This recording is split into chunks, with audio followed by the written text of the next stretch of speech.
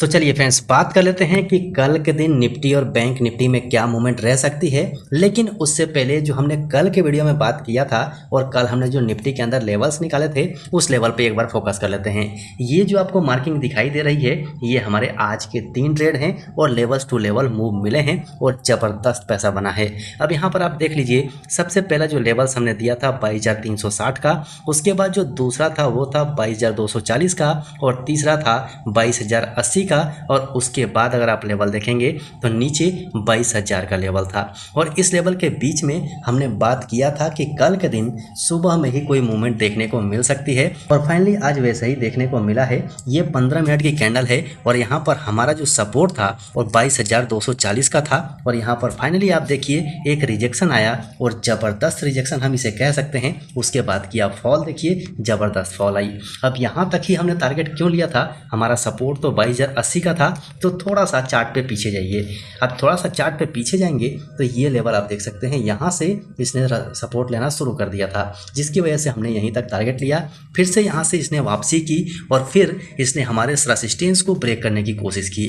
Break हो भी गई लेकिन इसके ऊपर कैंडल ने क्लोजिंग नहीं दी, मतलब कि फिर से हमारे इसी लेवल से एक और मूवमेंट डाउन साइड की मिली और ये मूवमेंट ठीक हमारे 22,080 के लेवल तक आई और यहाँ पर इसने थोड़ा टाइम बिताया। जब यहाँ पर इसने टाइम बिताया और आप कैंडल को देखेंगे तो जिस कैंडल ने इसे ब्रेक किया था उसके लो को ये ब्रेक नहीं कर पा रहा था। मतलब साफ था कि यहाँ से कुछ ना कुछ बड़ा होने वाला है क्योंकि आज के दिन इसका एक्सपायरी भी था।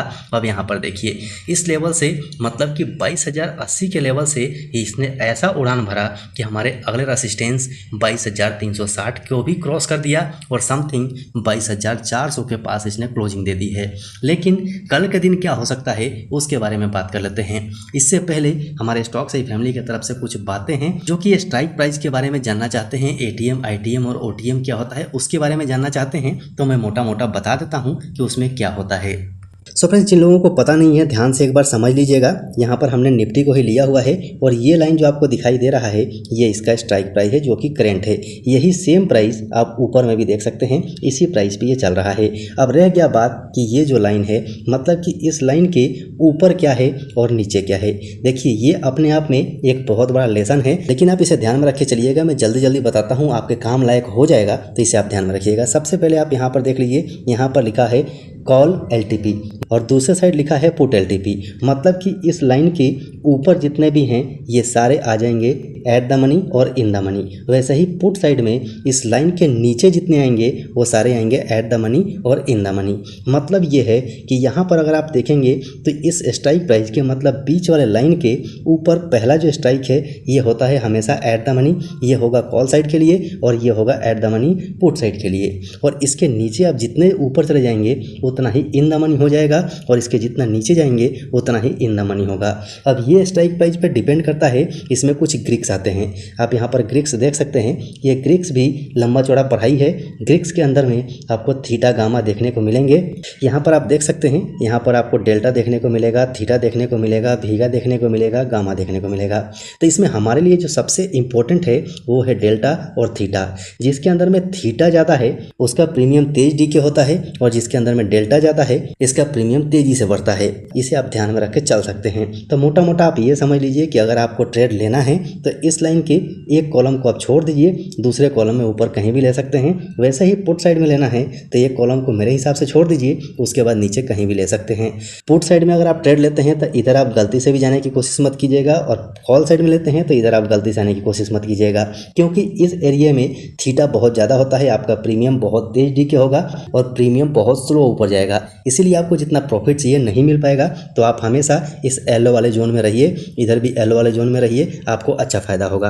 तो चलिए अब बात कर लेते हैं निफ्टी की कि मंडे को निफ्टी में क्या मूवमेंट मिल सकती है।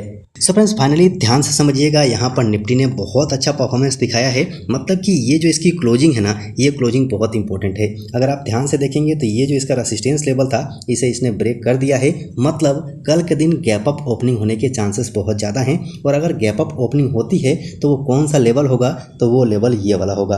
आप मान के चलिए कि समथिंग 22,500 के आसपास ये गैप अप ओपनिंग हो सकती है, लेकिन डिपेंड करेगा कि इस गैप अप ओपनिंग के बाद जो 15 मिनट की पहली कैंडल बन रही है वो कैंडल कैसी है। अगर 15 मिनट की पहली कैंडल इस लाइन को अगर ब्रेक कर देती है स्ट्रॉन्ग ग्रीन कैंडल से, तो आप ऊपर की तरफ मान के चलिए कि 22,600 तक मूवमेंट मिल सकता है। और वही चीज़ अगर रेड कैंडल इस लाइन को ब्रेक करके नीचे आके क्लोज हो जाती है स्ट्रॉन्ग कैंडल, तो मान के चलिए कि 22,000 का लेवल हम दोबारा भी देख सकते हैं। इसमें अभी कोई दो राय नहीं है। मार्केट में वॉलेटिलिटी बहुत ज़्यादा रह सकती है, ध्यान से काम कीजिएगा। बाकी टेलीग्राम चैनल पे हम लाइव रहेंगे, आप वहाँ पर टेलीग्राम चैनल ज्वाइन कर लीजिए ताकि आपको अपडेट्स मिलते रहें। सो बैंक निफ्टी के इंपॉर्टेंट लेवल्स नोट कर लीजिए। मेरे हिसाब से बैंक निफ्टी में कोई बहुत अच्छा परफॉर्मेंस तो नहीं हुआ है, क्योंकि अभी भी बैंक निफ्टी एक रेंज में दिखाई दे रहा है। अब यहाँ पर इसका गैप अप ओपनिंग जो है वो 48,200 के आसपास अगर होती है तब इसमें कोई मूवमेंट अच्छी मिल सकती है। मतलब साफ है कि अगर 48,200 के आसपास गैप अप ओपनिंग हो तो 48,400 अगर ऊपर ब्रेक करके जाता है स्ट्रॉन्ग कैंडल से तो 48,400 तक जा सकता है, और नीचे जाता है तो 47,800 तक ये मूवमेंट हमें दिख सकती है। तो इसके ऊपर में आप ध्यान रखिए।